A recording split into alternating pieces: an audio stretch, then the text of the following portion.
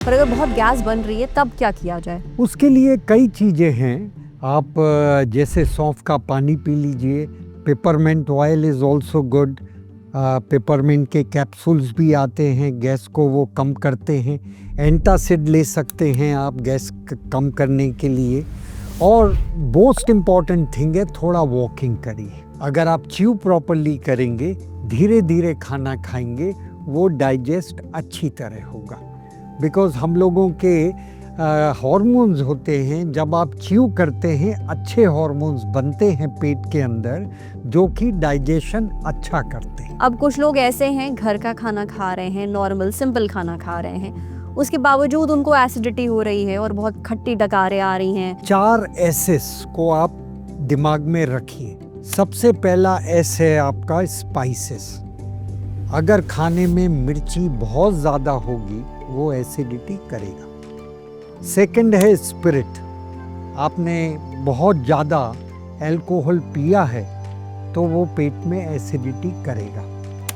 Third है आपका smoking. अगर आप स्मोकिंग करते हैं, रेगुलरली करते हैं, तो आपको एसिडिटी की प्रॉब्लम ज़्यादा हो सकती है। और चौथा है स्ट्रेस। पर क्या बहुत ज्यादा एंटासिड का इस्तेमाल भी नुकसानदेह है? क्या इससे पेट को कोई नुकसान पहुंचता है? ज़्यादा एंटासिड लेते हैं, you can get constipation also. जैसे एसिडिटी के लिए हमारे अगेन सौंफ का पानी बड़ा अच्छा माना जाता है। कई लोग कोल्ड मिल्क लेते हैं एसिडिटी कम करने के लिए। और एसिडिटी के लिए हमारे जो तरबूज हैं वो बहुत अच्छा माने जाते हैं, because that is a alkaline. बहुत लोग ऐसे हैं जिनको खाना हजम ही नहीं हो पाता, पेट उनका पता नहीं खाना हजम नहीं कर पा रहा है, क्या दिक्कत हो रही है कि खाना खाया कुछ देर बाद उनको वॉशरूम भागना पड़ता है, टॉयलेट जाना पड़ता है। तो normally it takes from somewhere around 10 hours to 70 hours कि आपने जो खाया है और जो निकला उसके बीच में टाइम ड्यूरेशन जो होता है 10 से 70 घंटे का होता है। तो क्या फिर आपको डॉक्टर के पास जाना होगा? डॉक्टर के पास जाइए। आपका स्टूल कल्चर टेस्ट होता है, उसमें देखते हैं कौन सा ऑर्गेनिज्म ग्रो कर रहा है, उसके अकॉर्डिंगली ट्रीटमेंट करते हैं। कई लोग होते हैं वो आधा लीटर ही पानी पीते हैं तो डिहाइड्रेटेड हो जाते हैं। डिहाइड्रेटेड हो जाएंगे तो ऑब्वियसली कॉन्स्टिपेशन होगा। कॉन्स्टिपेशन होगा तो फिर आपको जोर लगाना पड़ेगा, पूरी तरह से निकलेगा नहीं, इनकम्प्लीट इवैक्यूएशन होगा। और जोर लगाएंगे तो आपको फिशर भी डेवलप हो सकता है। आप रोज़ एक केला लीजिए, पपीता लीजिए, आपको कॉन्स्टिपेशन नहीं होगा।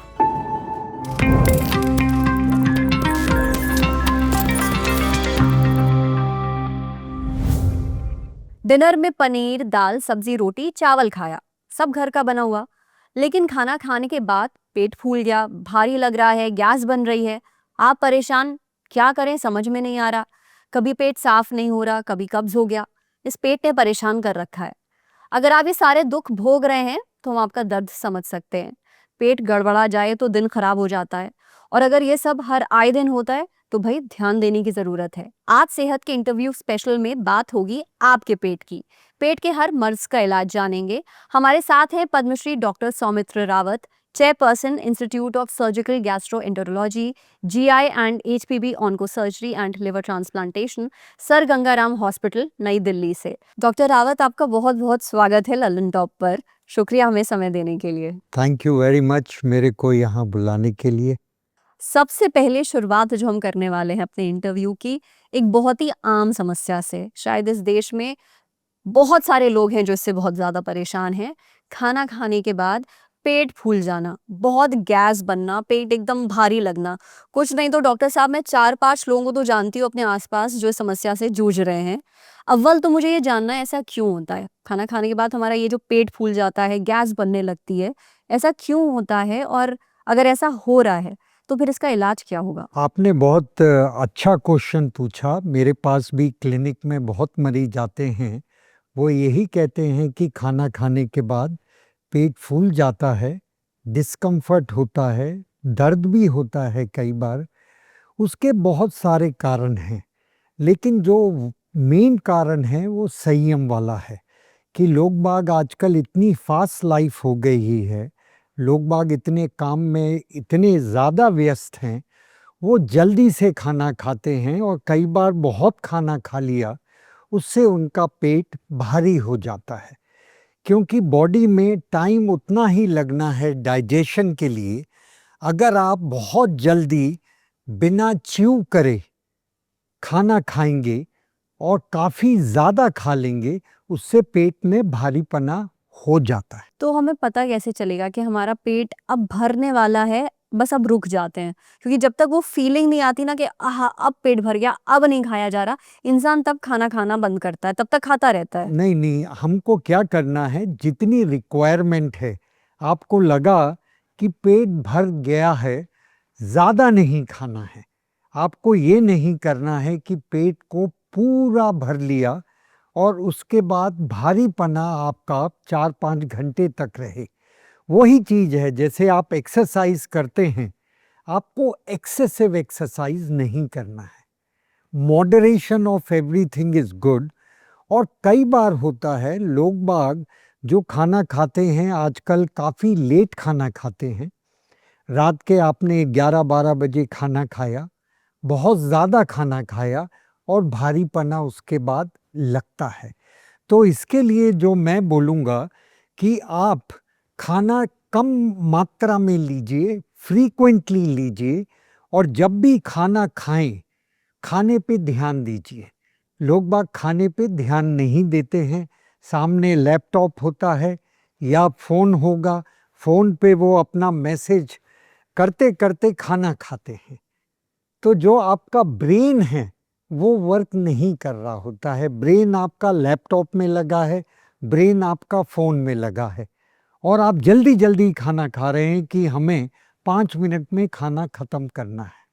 चलिए खाने-पीने पे अभी फिर से आएँगे और थोड़ा और डिटेल में बात करेंगे, बहुत काम की बात है ये। पर एक चीज़ और इसमें जैसे अभी हम गैस की भी बात कर रहे थे, तो क्या गैस भी इस वजह से ही बनती है क्योंकि आप ओवर ईटिंग कर रहे हैं, ज़्यादा खा रहे हैं? ओवर ईटिंग के कारण भी होती है, बहुत सारे कारण होते हैं। कई फूड्स होते हैं जो गैस ज़्यादा बनाते हैं, जैसे कि आप देखिए होल व्हीट लिया, उससे गैस ज़्यादा बनती है। आपने बीन्स लिया, जैसे हमारे यहाँ राजमा होती है, छोले होते हैं या जो बीन्स होती है, जब वो हम काफ़ी मात्रा में ले लेते हैं, जैसे कई बार होता है आपने काफ़ी ज़्यादा छोले खा लिए, उसके बाद ब्लोटिंग हो जाती है। तो ये आपको ध्यान रखना है कि कुछ भी चीज़ लें, उतनी मात्रा में लें जितना आपका बॉडी कंफर्टेबल हो। ये नहीं है आपने पूरा पेट छोले या राजमा से भर लिया एंड देन बाद में ब्लोटिंग हुई। तो इसके अलावा ठीक है, छोले और राजमा को हमने कम कर दिया, कम मात्रा में खाया। इसके अलावा और भी कोई तरीका और है? भी होते हैं, जैसे आपने बहुत ज़्यादा फैटी फूड लिया, ग्रीसी फूड लिया, जिसमें कि आपने बहुत ज़्यादा तेल है, उससे भी पेट में ब्लोटिंग होने के चांसेस रहते हैं। अच्छा चलिए खान-पान में तो हमने कंट्रोल कर लिया, पर अगर किसी को गैस हो रही है, हुँ, हुँ। तब वो क्या करे उस वक़्त? अब खा तो वो चुका है, उसका तो कुछ नहीं हो सकता, पर अगर बहुत गैस बन रही है तब क्या किया जाए? उसके लिए कई चीज़ें हैं। आप जैसे सौंफ का पानी पी लीजिए, peppermint oil is also good. Peppermint के कैप्सूल्स भी आते हैं, गैस को वो कम करते हैं। एंटासिड ले सकते हैं आप गैस कम करने के लिए। और मोस्ट इम्पॉर्टेंट थिंग है, थोड़ा वॉकिंग करिए। क्योंकि आजकल क्या होता है, जैसे पुराने ज़माने में आपने देखा होगा, घर पे खाना 8 बजे खा लेते थे। उसके बाद हमारे फादर मदर वॉक के लिए निकलते थे, 10-15 मिनट पोस्ट डिनर वॉक करते थे, फिर आके घर आते थे। तो उसमें जो वॉक करते हैं वो पाचन शक्ति के लिए करते हैं कि आपने खाने को पचाना है। अब दिक्कत ये होती है, आपने खाया, बहुत ज़्यादा खाया और तुरंत आप लेट गए, उससे गैस भी बनती है, ब्लोटिंग भी होती है। तो खाना खा रहे हैं अगर, तो थोड़ी देर नहीं तो 10 मिनट, 15 मिनट ही सही वॉक ज़रूर करें, वॉक लेटने करें। सोने से और पहले। दूसरा ये भी है, जब खाना खा रहे हों उस पे ध्यान दीजिए। बिकॉज़ आप खाने पे ध्यान देंगे तो आप च्यू प्रॉपर्ली करेंगे। अगर आप च्यू प्रॉपर्ली करेंगे, धीरे-धीरे खाना खाएँगे, वो डाइजेस्ट अच्छी तरह होगा। बिकॉज हम लोगों के हार्मोन्स होते हैं, जब आप च्यू करते हैं अच्छे हार्मोन्स बनते हैं पेट के अंदर जो कि डाइजेशन अच्छा करते हैं, जितना ज्यादा चबाएंगे खाना उतनी ही उतना अच्छा रहेगा। हाँ, अच्छे से आपके पेट में बिल्कुल हजम बिल्कुल होगा। बिल्कुल बिल्कुल। और डॉक्टर साहब, दूसरी सबसे बड़ी समस्या पेट की एसिडिटी। अब कुछ लोग ऐसे हैं, घर का खाना खा रहे हैं, नॉर्मल सिंपल खाना खा रहे हैं, उसके बावजूद उनको एसिडिटी हो रही है और बहुत खट्टी डकारें आ रही हैं, वो सीने में जलन हो रही है, ऐसा लगता है जैसे खाना ऊपर की बिल्कुल तरफ आ बिल्कुल रहा है। बिल्कुल बिल्कुल एसिड बिल्कुल रिफ्लक्स बिल्कुल जिसको बिल्कुल मेडिकल भाषा बिल्कुल में बिल्कुल कहते हैं। बिल्कुल बिल्कुल। तो ये एसिडिटी और एसिड रिफ्लक्स इतना क्यों होता है? असल में अगेन वही है, हम लोगों का लाइफस्टाइल चेंज हो गया है। बहुत सारी हम लोग कॉफ़ी चाय पीते हैं, लॉट ऑफ अल्कोहल, स्मोकिंग। मैं हर समय कहता हूँ जब एसिडिटी वगैरह होती है, 4 एसेस को आप दिमाग में रखिए। सबसे पहला एस है आपका स्पाइसेस। अगर खाने में मिर्ची बहुत ज़्यादा होगी वो एसिडिटी करेगा। सेकंड है स्पिरिट। आपने बहुत ज़्यादा अल्कोहल पिया है तो वो पेट में एसिडिटी करेगा। थर्ड है आपका स्मोकिंग। अगर आप स्मोकिंग करते हैं, रेगुलरली करते हैं, तो आपको एसिडिटी की प्रॉब्लम ज़्यादा हो सकती है। और चौथा है स्ट्रेस। तो आपको कंफर्टेबल कामफुल ज़िंदगी बितानी है, वर्क प्रेशर जितना भी हो, स्ट्रेस मत लीजिए। स्ट्रेस लेंगे एसिडिटी हो। ये तो आपने बहुत बढ़िया बात बताई कि स्ट्रेस लेने से, तनाव में होने से भी एसिडिटी होती है। एसिडिटी बढ़ती है। इससे मुझे एक केस याद आ गया। कोई एक शख्स थे, वो उन्होंने मुझे ये बताया कि जब वो ड्राइव कर रहे होते हैं और बहुत ज़्यादा ट्रैफिक जैम होता है और उनकी गाड़ी ट्रैफिक में फंसी होती है, उस वक्त उनको एसिडिटी अचानक हो जाती है।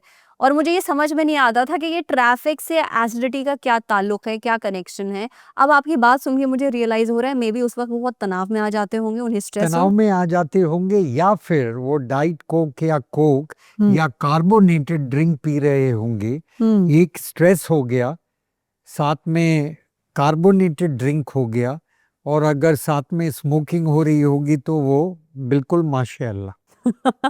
तो डॉक्टर साहब, अभी हम एसिडिटी की बात कर रहे हैं, तो इससे निपटने के लिए हम में से ज़्यादातर लोग एंटासिड लेते हैं। बिल्कुल। जो हमारे दर्शक जिन्हें एंटासिड का मतलब नहीं पता, बता देते हैं। मतलब ऐसी गोलियां, दवाइयां, सिरप जो कि एसिडिटी को शांत करते हैं। पर क्या बहुत ज़्यादा एंटासिड का इस्तेमाल भी नुकसानदेह है? क्या इससे पेट को कोई नुकसान पहुंचता है? बिल्कुल, आप कोई भी दवाई लेते हैं, हर दवाई के साइड इफ़ेक्ट होते हैं। अब अगर आप एंटासिड को ध्यान से देखें, एंटासिड में कोई भी एंटासिड होगा, उसमें वन ऑफ द 3 कंपोनेंट होंगे। एक कैल्शियम, दूसरा एल्युमिनियम और तीसरा मैग्नीशियम। सो ये जो तीनों चीज़ें, कईयों में 2 होते हैं, कईयों में 1 होगा, कईयों में तीनों होंगे। तो ये जो होते हैं ये साइड इफ़ेक्ट करते हैं। जो लोग एंटासिड ज़्यादा लेते हैं उनको नौशिया एंड वॉमिटिंग लगता है, कि ये लगता है कि उनको वॉमिटिंग आएगी। उनको भी अगेन ब्लोटिंग होता है, एब्डोमिनल क्रैम्प्स होते हैं। और एंटासिड अगर आप लॉन्ग टर्म ले रहे हैं तो एंटासिड का भी और रोल्स हैं। जैसे एंटासिड हैं, कई बार आप ज़्यादा एंटासिड लेते हैं, you can get constipation also. कब्ज हो सकता है कब्ज हो एंटासिड से? सकता है। ओके। तो ये थोड़ा आप एंटासिड अपने आप याद ना लें, डॉक्टर दें तभी लें, बिल्कुल ऐसा बिल्कुल कुछ है? बिल्कुल बिल्कुल बिल्कुल। तो ये सब चीज़ें तब लीजिए आप 1-2 बार ले सकते हैं, लेकिन रेगुलर यूज़ करने के पहले एक बार डॉक्टर से मिल लें कि क्या कारण है आपका।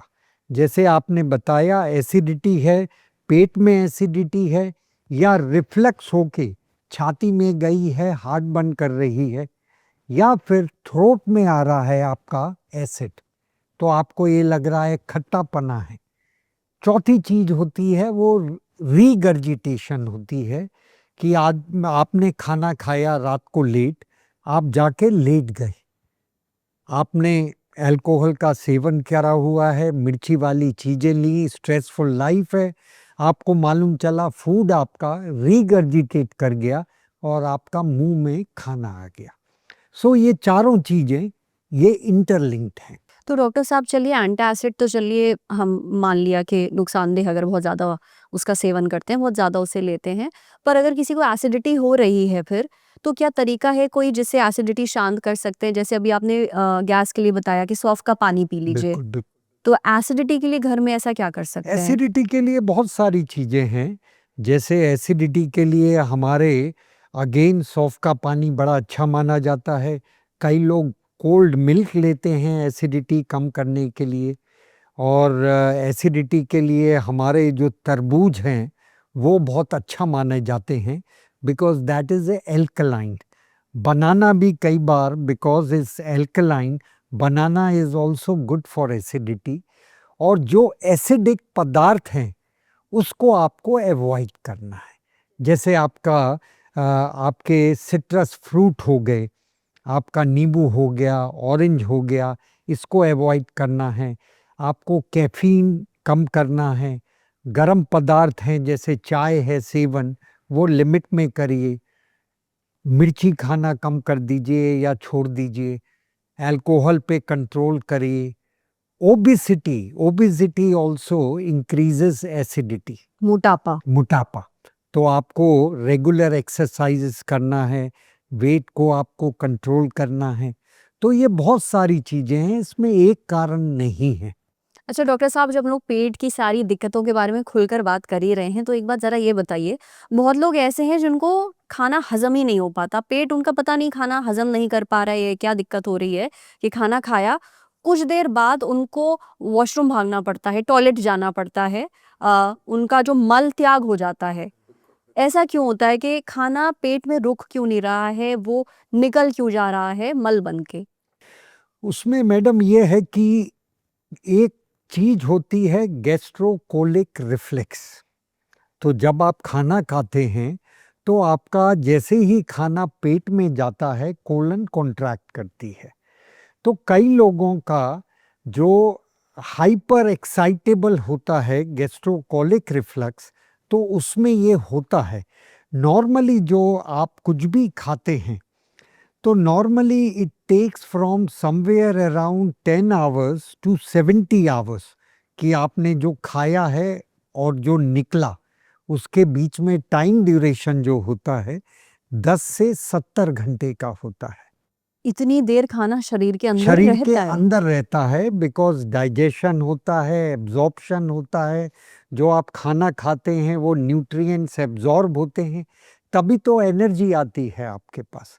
तो उसमें ये होता है कि कई फूड होते हैं जो गैस्ट्रोकोलिक रिफ्लेक्स को ओवर एक्साइट कर देते हैं, ओवर एग्जर्जेट कर देते हैं। तो उन्हें ये देखना होगा कौन सा खाना है जिससे उन्हें जल्दी जाना पड़ रहा है। कई बार होता है कईयों को लैक्टोस इंटॉलरेंस होता है, कई लोगों को मिल्क सूट नहीं करता है, तो वो देखना होगा। और कई बार उन्हें ये भी समझना होगा कहीं आंतों का इन्फेक्शन तो नहीं है जिसके कारण आप बार बार जा रहे हैं, जल्दी जा रहे हैं। तो आंतों में अगर आपकी इन्फेक्शन है तो भी ऐसा हो सकता हो है? सकता है, बिल्कुल। जैसे आंतों का इन्फेक्शन हो गया, आपने बाहर खाना खाया और वो खाना इन्फेक्टेड था, उसके कारण आपको डायरिया लग गया। तो क्या फिर आपको डॉक्टर के पास जाना डॉक्टर होगा? के पास जाइए, आपका स्टूल कल्चर टेस्ट होता है, उसमें देखते हैं कौन सा ऑर्गेनिज्म ग्रो कर रहा है, उसके अकॉर्डिंगली ट्रीटमेंट करते हैं। कई बार वायरल भी होता है, वायरल में कुछ नहीं करना होता है, आपको केवल अपने बॉडी को उस समय आपको खाना वही लेना है जो हमारी दादी पहले दिया करती थी, खिचड़ी हो गई या दही हो गया, सॉफ्ट डाइट लेनी है तब जब तक आपका पेट ठीक ना हो जाए। डॉक्टर साहब, एक और पेट की बहुत आम समस्या, पेट साफ नहीं होना। कुछ लोग तो बेचारे ऐसे हैं 2-2 3 दिन निकल जाते हैं उनका पेट साफ नहीं होता, कब्ज़ हो जाता है। मैं ये जानना चाहती हूँ कि हमारी क्या रोज़ की कुछ गलतियाँ ऐसी हैं या आदतें ऐसी हैं या ओवरऑल किन वजहों से हमारा पेट साफ नहीं हो पाता है या कब्ज़ हो जाता है? इसमें सरवत जी सबसे ज़्यादा जो दिक्कत है वो लाइफस्टाइल ही है। हम लोग अपने शरीर को आजकल ध्यान नहीं दे रहे हैं। और उसमें वही है कि हम लोग फास्ट फूड बहुत ले रहे हैं। फास्ट फूड होता है बहुत तली हुई ग्रीसी फूड होता है। आपने बहुत सारे फ्रेंच फ्राइज खा लिए, पिज़्ज़ा खा लिया, अब फाइबर्स तो है नहीं ना उसमें, तो कॉन्स्टिपेशन होगा। उसके लिए आपको फ्रेश फ्रूट्स, वेजिटेबल्स बहुत मात्रा में आपको खाने में रखने होंगे, जिससे कि आपके फाइबर्स जो कंटेंट हैं वो जरूरी हैं कॉन्स्टिपेशन से बचने के लिए। तो आपको अपना लाइफस्टाइल चेंज करना होगा। Add lot of fruit and vegetable in your diets. दूसरी चीज, पानी काफ़ी पीना होगा। कई लोग होते हैं वो आधा लीटर ही पानी पीते हैं, तो डिहाइड्रेटेड हो जाते हैं। डिहाइड्रेटेड हो जाएंगे तो ऑब्वियसली कॉन्स्टिपेशन होगा। कॉन्स्टिपेशन होगा तो फिर आपको जोर लगाना पड़ेगा, पूरी तरह से निकलेगा नहीं, इनकम्प्लीट इवैक्यूएशन होगा। और जोर लगाएंगे तो आपको फिशर भी डेवलप हो सकता है, बहुत ज़्यादा जोर लगाने में पाइल्स भी डेवलप हो सकता है। इसके लिए 3 चीज़ें मैं बोलूँगा। डाइट में lot of fruits and vegetables. किस तरह के फल और सब्जियां, अगर आप ये थोड़े नाम से बताते हैं? उसमें कुछ नहीं, कोई भी है, ग्रीन वेजिटेबल्स लीजिए, जो भी सब्जी आपको पसंद है वो लीजिए जिसमें काफ़ी फाइबर्स हों। Fruits is always good. आप रोज एक केला लीजिए, पपीता लीजिए, आपको कॉन्स्टिपेशन नहीं होगा। और लेकिन सेब? उसको रेगुलर लेना है, ये नहीं कि जब आपको कॉन्स्टिपेशन हुआ तब लिया आपने। और सेब? सेब भी बहुत अच्छा है। सेब बहुत अच्छा है डाइजेशन के लिए। पाइनएप्पल बहुत अच्छा है। जो कीवी फ्रूट बहुत अच्छा है डाइजेशन के लिए। और आपको विटामिन सी चाहिए है तो सिट्रस फ्रूट भी बहुत अच्छा है। तो उसमें फ्रूट सारे अच्छे हैं, लेकिन आपको उसको रेगुलर अपनी डाइट में लाना है। और तीसरी चीज जो इम्पोर्टेंट है, सीडेंट्री लाइफस्टाइल। क्योंकि आजकल हम लोग कुर्सी पे बैठ के काम करते हैं, वॉकिंग और एक्सरसाइज रेगुलर नहीं हो पाती है। ये 3 चीज़ों पे अगर आप ध्यान देंगे कि आप फाइबर्स डाइट में ऐड करिए, फ्रूट एंड वेजिटेबल लीजिए, पानी खूब पीजिए, कम से कम आप 1.5-2 लीटर पानी पीजिए, और रेगुलर एक्सरसाइज करिए। और जो कॉन्स्टिपेशन का एक और कारण जो है वो ये भी है कि अब हम रेगुलेटेड लाइफ नहीं जीते हैं। लाइफस्टाइल ये भी है, जल्दी आपको मॉर्निंग में जाना है, कई बार आप वॉशरूम नहीं जा पाते हैं, फिर कोशिश करते हैं दोपहर या शाम में जाने के लिए, और टॉयलेट में अब वही होता है, मोबाइल फ़ोन ले जाते हैं, कई बार कुछ लोग लैपटॉप भी ले जाते हैं, वहाँ बैठ के काम करते हैं। और ये काफ़ी स्टडीज़ ने बोला है, अगर आप टॉयलेट में जाते हैं, आपको टॉयलेट विद इन 10 मिनट्स ख़त्म कर लेना चाहिए। अगर आप विद इन 10 मिनट्स टॉयलेट से बाहर नहीं आते हैं तो वो जो आपकी अर्ज है वो ख़त्म हो जाती है। कि जो प्रेशर लगाना होता है, क्योंकि आप मोबाइल फ़ोन देख रहे हैं रील्स तो लगातार। आपका ध्यान उस तरफ जा रहा है। ध्यान जिस तरफ जाना चाहिए उस तरफ नहीं जाता है। तो मतलब बहुत जरूरी है कि अब आप बहुत ज़रूरी है। के लोगों की जो आदत है कि रील्स बैठ के देख रहे हैं देख रहे टॉयलेट हैं में, वो नहीं करना जिस है। काम के लिए गए हैं उस काम को आप करके तुरंत आइए। और ये भी देखा गया है कि आप अपना मोबाइल ले जाते हैं, उसमें बैक्टीरियल कंटामिनेशन हो जाता है। अच्छा डॉक्टर साहब, अभी आप बता रहे थे कि किन फलों में और सब्जियों में फाइबर है जिससे आपका पेट साफ रहता है अगर आप फाइबर अपनी डाइट में लेते हैं। क्या किसी अनाज में भी फाइबर पाया जाता है? बिल्कुल बिल्कुल, आप अनाज लीजिए, जैसे होल व्हीट होता है, उसमें होता है हमारा, बीन्स हो गए, दालें हो गई, ये सब चीज़ें बहुत अच्छी हैं। और डॉक्टर साहब, हमारे घरों में मसाले का भी खूब इस्तेमाल होता है बिल्कुल खाने में, बिल्कुल अलग अलग मसाले। क्या कुछ ऐसे मसाले हैं जो पेट के लिए अच्छे माने जाते हैं? बहुत अच्छे मसाले हैं हमारे पास। यही हमारा ट्रेडिशन है इंडिया में। बहुत सारे मसाले हैं जो आपके डाइजेशन में हेल्प करते हैं। उसमें जो मसालों में है, जीरा सबसे पहले, जीरा बहुत अच्छा है। फिर उसके बाद आपका सौंफ हो गया, फिर आपका कार्डिमम हो गया, वो बहुत अच्छा है, कोरिएंडर बहुत अच्छा है। कार्डिमम इज इलायची। इलायची, इलायची इलायची जी, तो इलायची का भी खूब इस्तेमाल इलायची करें का भी खाने में। खूब इस्तेमाल करिए, धनिया धनिया ऐड करिए। और जो हमारा जिंजर है, जिंजर बहुत अच्छा है अदरक। डाइजेशन के लिए, अदरक बहुत अच्छा है डाइजेशन के लिए, हल्दी बहुत अच्छी है। तो आप इन मसालों का इस्तेमाल करेंगे तो आपका पेट थोड़ा बिल्कुल ठीक बिल्कुल बिल्कुल। रहेगा। डॉक्टर साहब, एक पेट की बहुत आम समस्या है जिसे हम आईबीएस कहते हैं, जिसका फुल फॉर्म है इरिटेबल बाउल सिंड्रोम। ये क्या होता है? क्योंकि बहुत सारे लोग हमें कमेंट्स में, मेल्स में बोलते हैं कि हम इस समस्या से जूझ रहे हैं, इसका इलाज बता दीजिए। तो ये अव्वल तो क्या है और इसका इलाज क्या होता है? इरिटेबल बाउल डिजीज ही वो चीज है जिसमें कि कोई डिजीज नहीं है आपको, लेकिन आपकी गट ठीक तरह काम नहीं कर रही है। कभी आपको डायरिया हो गया, कभी आपको कॉन्स्टिपेशन हो गया, कभी आपको ब्लोटिंग हो गई और आपको लग रहा है पेट फूल गया, पेट में डिस्कम्फर्ट है, पेट में दर्द है। इसको इरिटेबल बाउल कहते हैं। इरिटेबल बाउल के एक का सिम्टम ये भी है कि जब आप लेटरिन करने जाते हैं पूरी तरह नहीं हो पाता है, आपको बार बार जाना पड़ता है। और उसमें ये भी होता है कभी कॉन्स्टिपेशन हुआ, कभी डायरिया हुआ। लेकिन इरिटेबल बाउल लेबल करने के पहले आपको ये जरूर पता करना है, आप अपने डॉक्टर को दिखाइए कि और कोई आपको रेड फ्लैग सिम्टम्स तो नहीं है। ये तो नहीं आपके लैट्रिन में खून निकल रहा हो, और जो दर्द है वो आपकी इंटेंसिटी ज़्यादा है, और वो ऐसा जैसे इरिटेबल बावल में जो दर्द होता है वो 1-2 घंटे रहता है फिर ठीक हो जाता है। अगर आपका दर्द कांस्टेंट बना हुआ है और दर्द नहीं जा रहा है, तब भी आपको डॉक्टर को दिखाना है। अगर आपको अनएक्सप्लेन्ड वेट लॉस है, तब भी आप डॉक्टर की सलाह लीजिए। तो सर, इसका इलाज क्या है? दवाइयों से इसका इलाज इलाज किया हाँ, जाता है? इसमें भी वही है, लाइफस्टाइल मॉडिफिकेशन है। उसमें वही चीज़ है, आपको ये देखना है कौन सा फूड है जिसको खाने से आपको ट्रिगर होता है। कई लोग होते हैं, जैसे मैंने पहले बताया, मिल्क प्रोडक्ट लेते हैं, ट्रिगर हो जाता है। कई लोगों को होता है जैसे बीन्स लेते हैं, उससे ट्रिगर हो जाता है। कई लोग एक पर्टिकुलर चीज़ लेते हैं, जैसे पिज़्ज़ा लिया, ग्रीसी फूड लिया, उससे ट्रिगर हुआ।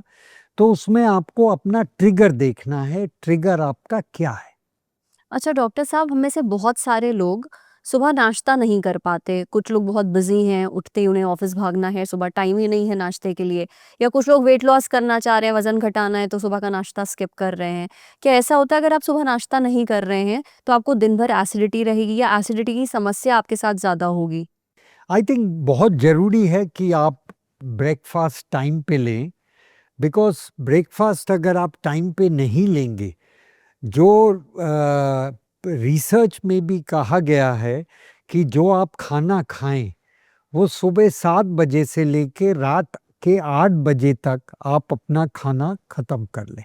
रात के 8 बजे के बाद खाने को अवॉइड करिए, क्योंकि कुछ हार्मोन्स होते हैं हमारे जो रात को काफ़ी कम मात्रा में पाए जाते हैं, और उसमें डाइजेशन आपका ठीक तरह नहीं हो पाता है।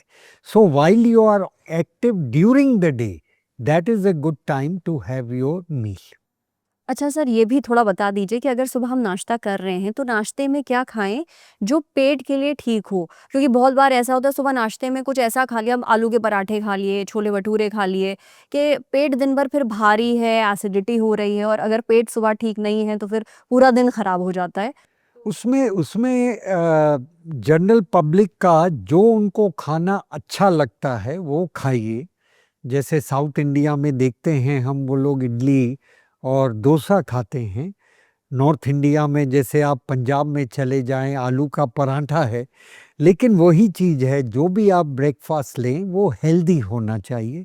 बहुत ज़्यादा तेल नहीं होनी चाहिए, बहुत ज़्यादा मिर्ची नहीं होना चाहिए, बहुत ज़्यादा प्रोसेस फूड नहीं होना चाहिए, और रेड मीट को अवॉइड करना चाहिए। कई लोग हैं वो खिचड़ी लेते हैं, कई लोग हैं इडली लेते हैं मॉर्निंग में, कई लोग पोहा लेते हैं, बट एज लॉन्ग एज बहुत ज़्यादा तेल नहीं है उसमें, जिसमें कि डाइजेशन आपका इजी होता है, वो खाना बेहतर है। अच्छा, ये तो सुबह नाश्ते की बात हो गई, अब डिनर पे आ जाते हैं। डिनर के साथ ये तो आपने बता दिया कि लेट डिनर नहीं करना नहीं है, करना। नहीं तो एसिडिटी, गैस, दुनिया की सारी दिक्कतें होंगी आपको। 7 से 8 बजे के बीच रात में आप अपना डिनर करके ख़त्म कर दीजिए। पर डिनर में खाएँ क्या? क्या खाएँ ऐसे जिससे रात में एसिडिटी ना हो, पेट भारी ना लगे, गैस ना बने? कुछ जैसे आपने ब्रेकफ़ास्ट के ऑप्शंस बताए, जितने वैसे भी थोड़ा डिनर टॉप बताइए। न्यूट्रिशनिस्ट हैं वर्ल्ड के, वो आपको यही बोलेंगे, ब्रेकफास्ट मॉडरेशन में लीजिए, या अगर आप थोड़ा हैवी लेना चाहते हैं ले लीजिए, लंच मॉडरेशन में लीजिए, लेकिन डिनर लाइट लीजिए। वो इसीलिए बोलते हैं डिनर लाइट लीजिए कि अगर हैवी आप रात को खाना खाते हैं, जैसे अब जो लाइफस्टाइल है, रात के आपने 11 बजे लेट डिनर किया, अब वो डाइजेस्ट हो नहीं पाएगा, आप पलंग पे जाएंगे, आपको ब्लोटिंग होगी, आपका एसिड मुंह में आएगा, एसिडिटी होगी, आपका वेट गेन होगा, आपको स्लीप अच्छी तरह नहीं आएगी, एंड मॉर्निंग में आप उठेंगे आपको एंजाइटी होगी, स्लीप अच्छी तरह नहीं आएगी, वेट गेन होगा, आपको हाइपरटेंशन होगा, आपको डायबिटीज बढ़ेगी, high risk for the heart disease as well.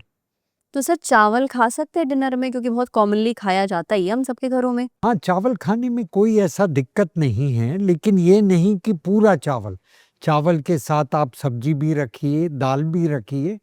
I think the good food is which contains all the things, उसमें प्रोटीन भी हो, कार्बोहाइड्रेट भी हो, और स्मॉल मात्रा में आपका अच्छा फैट भी हो। जो कि आपको किन चीज़ों से मिलेगा? जैसे नट्स वगैरह हैं, जो नट्स होते हैं आपके, अखरोट हो गए, बादाम हो गए, वो बहुत बढ़िया हैं। अगर आप घी का यूज़ कर रहे हैं, शुद्ध देसी घी बढ़िया है, और जो ऑयल्स हैं, ऑलिव ऑयल हो गया, सनफ्लावर ऑयल हो गया, जो भी ऑयल यूज़ करें, अच्छा ऑयल यूज़ करें। अच्छा डॉक्टर साहब, हम में से बहुत लोग सुबह खाली पेट चाय और कॉफ़ी पी लेते हैं। उठे सबसे पहले चाय बनाई पी ली, कॉफ़ी बनाई पी ली। एक तो ये आदत कितनी बुरी है और इससे पेट को किस तरह का नुकसान पहुँचता है, अगर पहुँचता है तो? देखिए, जैसे आपने ज़िक्र किया, कॉफ़ी आपने सुबह-सुबह खाली पेट पी, तो क्या होगा, कॉफ़ी आपके पेट में गई, पेट की लाइनिंग होती है, ठीक है? पेट की लाइनिंग को वो डैमेज करेगी, क्योंकि पेट की लाइनिंग के ऊपर खाना आपका है नहीं। उसके बाद आपका एसिड प्रोड्यूस होगा, एसिड प्रोड्यूस होगा तो वही एसिडिटी होगी, हार्टबर्न होगा, एसिड रिफ्लक्स होगा। तीसरी चीज़ होगी, आपने अभी तक खाना नहीं खाया, आप 10 घंटे से फास्टिंग है, आपने कैफ़ीन लिया, कैफ़ीन ब्लड में जल्दी जाएगी। स्टार्टिंग में आपको बड़ा अच्छा लगेगा, you will feel it is very good, आपकी एनर्जी बढ़ेगी, लेकिन कुछ टाइम बाद वो एनर्जी टोटली ख़त्म हो जाएगी और डिप्रेशन में चली जाएगी। सो पीपल, आई थिंक जो बेस्ट चीज़ है, जो भी चीज़ है मॉडरेशन में लीजिए।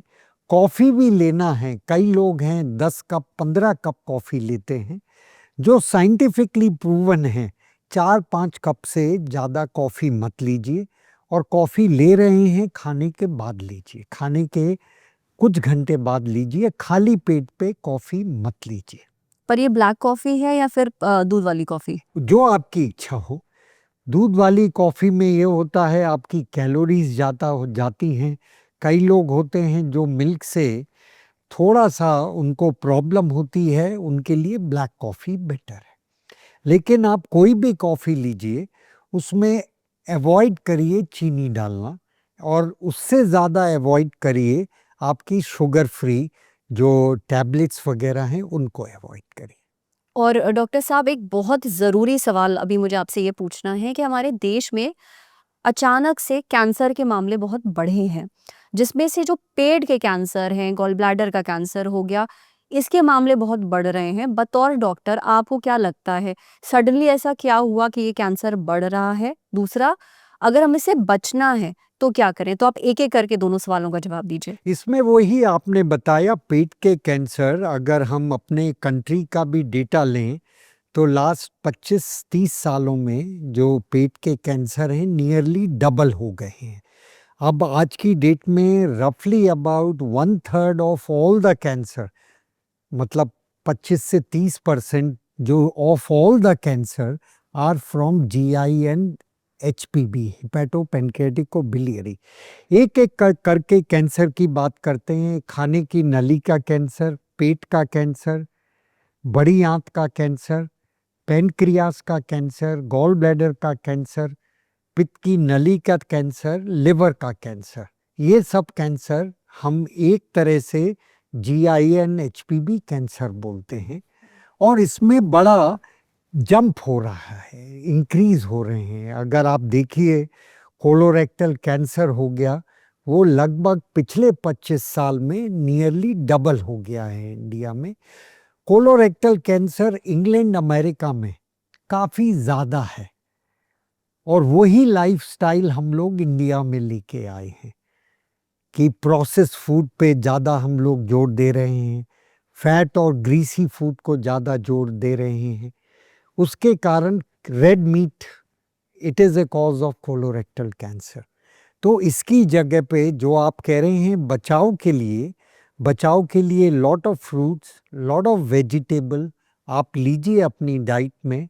और आपको मीट लेना भी है तो वाइट मीट लीजिए, फिश लीजिए, चिकन लीजिए, उसको तलिए मत, उसको बॉईल करके खाइए, बॉईल करके खाइए। और अगर किसी को ये कैंसर हो गया है, सबसे पहले तो किस तरह के लक्षण ऐसे हैं जिस पे इंसान को नज़र रखनी चाहिए, जिससे ये पता चल जाए कि कुछ गड़बड़ है पेट में? उसमें वही है, जैसे ऊपर से स्टार्ट करते हैं। ईज़ोफेगस कैंसर में सबसे पहले लक्षण होता है आपका खाना अटकने में प्रॉब्लम आ रही है, जिसे हम डिस्फेजिया बोलते हैं कि आप खाना नॉर्मली खा रहे हैं, फिर आपने देखा खाना आपका छाती में कहीं फंस रहा है, आपको पानी पीना पड़ रहा है खाने को अंदर जाने के लिए। तो ये बड़ा ज़रूरी है, इस लक्षण को बड़े ध्यान रखिए कि अगर खाना अटक रहा है डॉक्टर को तुरंत आप दिखाइए। पेट में आपको दर्द हुआ, अनएक्सप्लेन दर्द हुआ और दर्द कंटिन्यूअस है, ड्रैगिंग है, दर्द जा नहीं रहा है, उस पे आपको डॉक्टर को दिखाना है। अनएक्सप्लेन्ड वेट लॉस, अगर आपका वेट लॉस हो गया 5 या 10 किलो 1-2-3 महीने के अंदर, तो आपको डॉक्टर को बताना है कि मैं डाइटिंग नहीं कर रही हूँ, मैं जो खाती हूँ वही खा रही हूँ, लेकिन मेरा वजन कम हो गया। चौथी चीज़ आपका वीकनेस लग रही है आपको, if you are feeling weak, आपको थकान ज़्यादा महसूस हो रही है, खाने का मन नहीं कर रहा है, या लेट्रिन करते समय आपको उसमें खून आ रहा है, that is a sign of colorectal cancer. कि अगर आपका लेट्रिन करते समय खून आ रहा है, पाइल्स में भी आ सकता है, लेकिन उसमें दोनों में डिफरेंस होता है। पाइल में ये होता है जो ब्लड है ड्रॉप्स में आता है और बहुत कम होता है, उसमें ये होता है लेट्रिन के साथ मिक्स होके आता है रेक्टल कैंसर में या कोलन कैंसर में। दूसरी चीज़ और बाकी चीज़ है, आपको ये देखना है आपका यूरिन पीला तो नहीं हो गया है।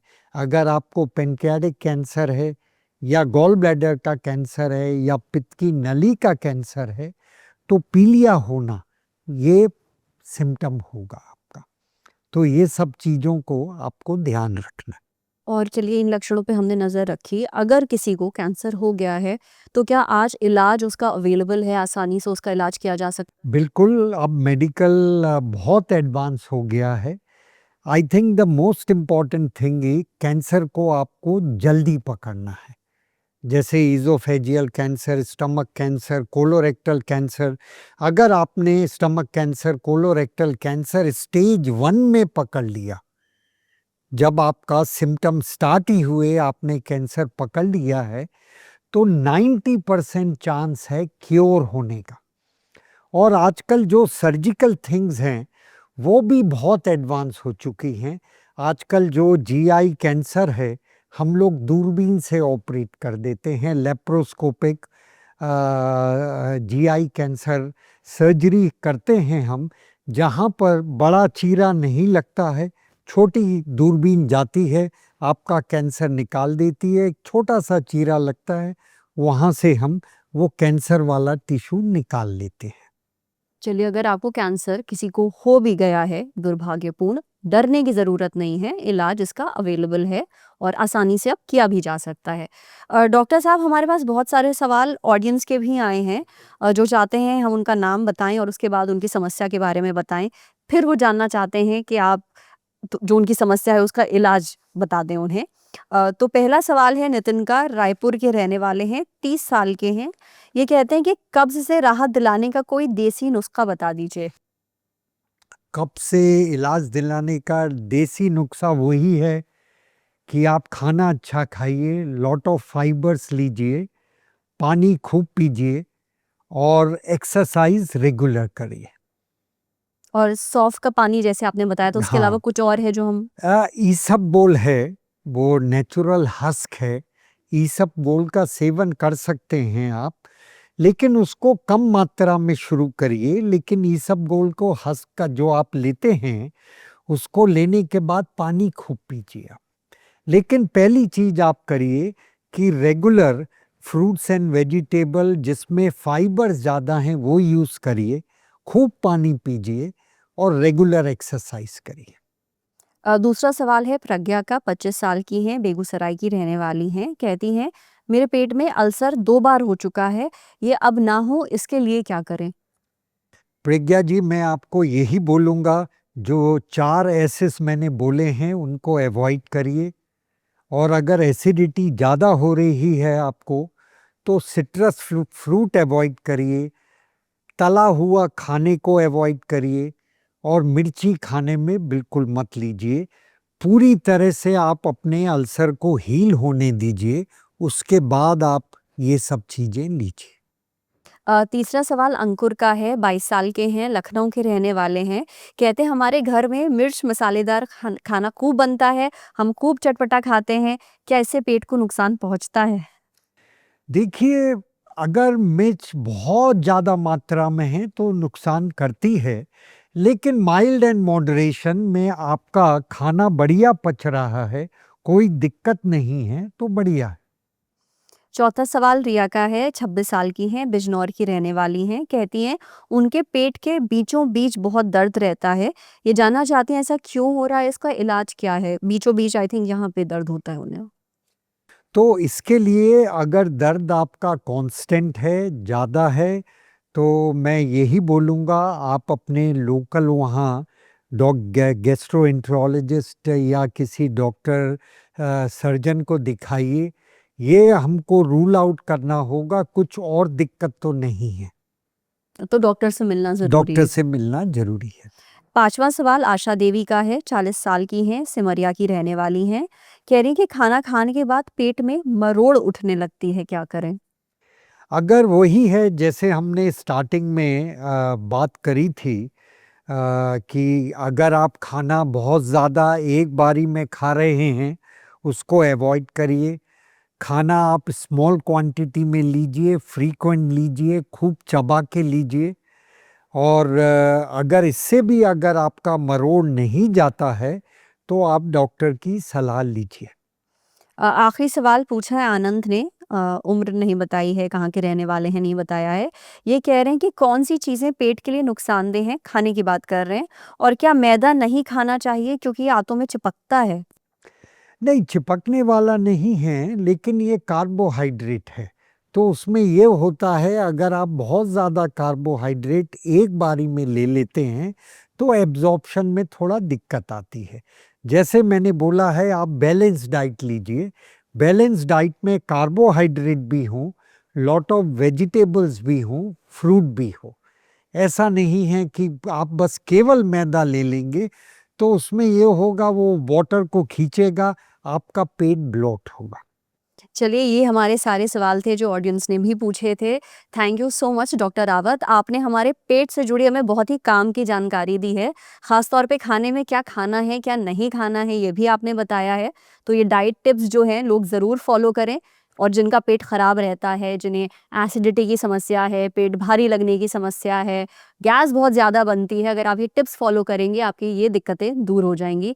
शुक्रिया डॉक्टर रावत हमसे बात करने के लिए। थैंक यू वेरी मच मुझे यहाँ इनवाइट करने के लिए। आप देखते रहिए ललन टॉप, और कमेंट बॉक्स में अपनी राय हमें ज़रूर दें, और किस बारे में बात करना चाहते हैं सेहत से जुड़े, और कौन से सवाल पूछना चाहते हैं वो भी लिखिएगा। शुक्रिया।